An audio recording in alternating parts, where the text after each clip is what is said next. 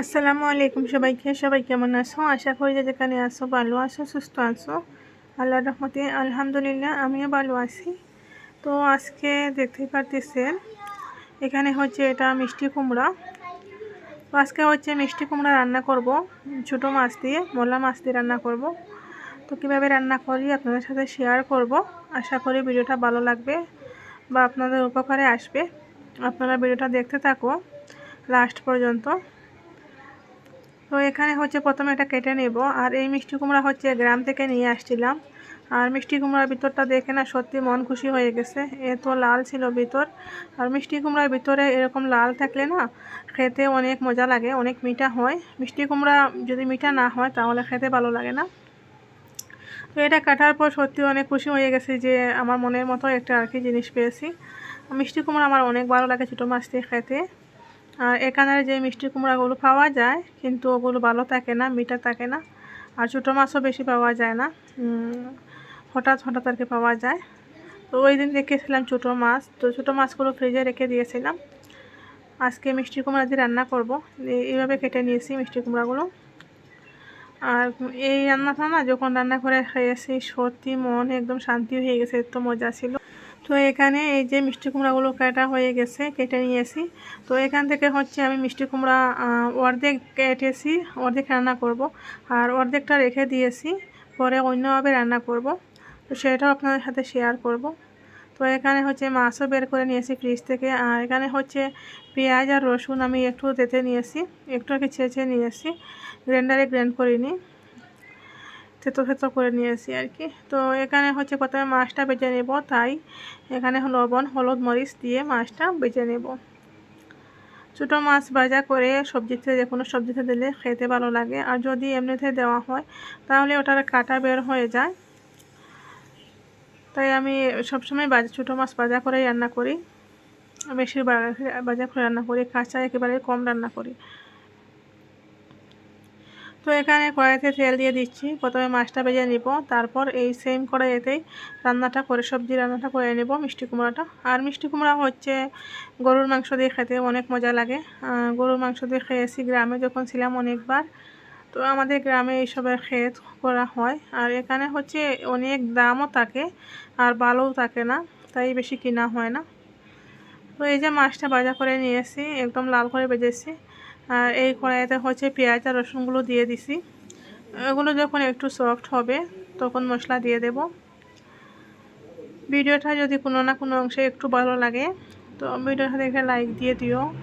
চ্যানেলটা নতুন হলে আমার চ্যানেলটাকে সাবস্ক্রাইব করে সবাই আমার পাশে থেকো। আর যারা সাবস্ক্রাইব করে নেবেন তাদেরকে বলতেছি আমার কমিউনিটিতে লেটার দিও, তাহলে ব্যাগ দিতে সুবিধা হয়। ভিডিওতে কমেন্ট করলে সবসময় কি হয় ওটা আর কি খুঁজে পাওয়া যায় না, কমিউনিটিতে থাকলে সহজভাবে ব্যাগ দেওয়া যায়। তো এখানে হচ্ছে মশলা দিয়েছি হলুদের পাউডার, মরিচের পাউডার, ধনিয়া পাউডার আর দিয়ে তারপরে এই যে একটু পানি দিয়ে কষিয়ে নিচ্ছি, একটু একটু করে পানি দিয়ে এটা কষিয়ে নিচ্ছি। তো এটা ভালো করে কষানো হওয়ার পর মিষ্টি কুমড়াগুলো দিয়ে দেব। আর এখানে হচ্ছে সবজির পরিমাণ অনুযায়ী মশলা দিতে হবে। তো আমি হচ্ছে এখানে যে মিষ্টি কুমড়া আধা কেজির মতো হবো আর কি নিয়েছি। তো সেই পরিমাণ অনুযায়ী দিয়েছি, আপনারা কতটুকু বানাবে সেই পরিমাণে মশলা ব্যবহার করবেন।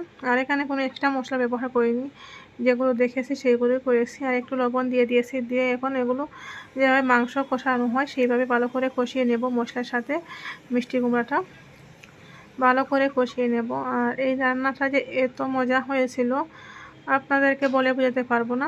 অনেক দিনের আশা ছিল যে আমি মিষ্টি কুমড়া দিয়ে ছোটো মাছ দিয়ে খাবো। আর মিষ্টি কুমড়া তেমন মিঠা ছিল, আর ছোটো মাছ দিয়ে অনেক মজা আর কি, এত মজা হয়েছিল। তো ভালো করে কষিয়ে নিয়েছি, আমি অফ ক্যামেরাতেও কষিয়েছি অনেক। তো সেটা আমি একটু ভিডিও এডিট করে ছোটো করে দিয়েছি, কারণ লম্বা হলে আবার দেখতে ভালো লাগবে না তাই। তো এখন এটা ডেকে দিয়েছি।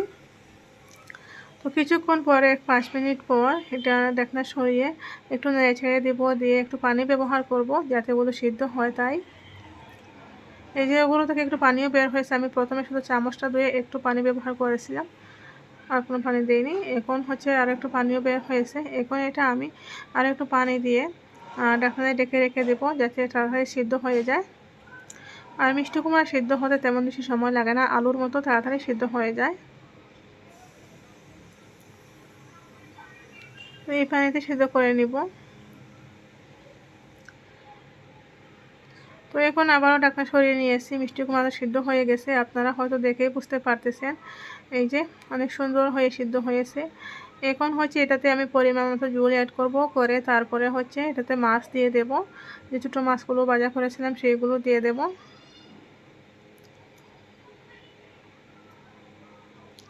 আমি আর এখানে কোনো পানি দেব না, এই যে যেই পানি দিয়েছে সেই পানিতে আমি মাছ দিয়ে দেব। দিয়ে তারপর আরও একটু আর কি মাছ দিয়ে আরও 5 মিনিট জাল করব। জাল দিয়ে তারপরে গ্যাসটা বন্ধ করে দেব। এইভাবে কে কে মিষ্টি কুমড়া রান্না করে খেয়েছো কমেন্ট করে জানিও। হয়তো অনেকেই খেয়েছো আর হয়তো অনেকেই না খেতে পারো। যারা নতুন রাঁধুনি তাদের জন্য হয়তো একটু উপকারে আসবে এই ভিডিওটা। যারা রান্না করে সবসময় খাও তাদের হয়তো রান্নার ধরনটা অন্যরকম থাকতে পারে, তাই ভিডিওটা শেয়ার করলাম। যদি আপনাদের কাছে একটু ভালো লাগে, আবারও বলতেছি একটা লাইক দিয়ে দিও আর কমেন্ট করে জানিও যে কেমন লাগলো ভিডিওটা। তো এই যে এটাতে বলক এসে গেছে। এখন আমি একটু নেড়ে ছেড়ে আলতো হাতে নেড়ে ছেড়ে দিচ্ছি, দিয়ে আর গ্যাসটা বন্ধ করে নেব। ধনিয়া পাতা থাকলে আরও বেশি মজা হতো, কিন্তু আমার কাছে ধনিয়া পাতা ছিল না, তাই আর দিইনি। আর ধনিয়া পাতা দিলে যে কোনো সবজির টেস্টটা অন্যরকম হয়ে যায়। আমার কাছে ছিল না তাই আমি দেইনি। এই যে গ্যাসটা বন্ধ করে নিচ্ছি। গ্যাস বন্ধ করে নিয়েছি। এখন আমি ঢাকনা রেখে দেব। বেশি ঝোল ব্যবহার করিনি। রেসিপিটা কেমন লাগলো কমেন্ট করে জানিও, আর ভিডিওটা কেমন লাগলো। তো আজকের মতো বিদায় নিচ্ছি। সবাই ভালো থেকো, সুস্থ থেকো, আর সবাই সবার পাশে থেকো। আল্লাহ হাফিজ সবাইকে।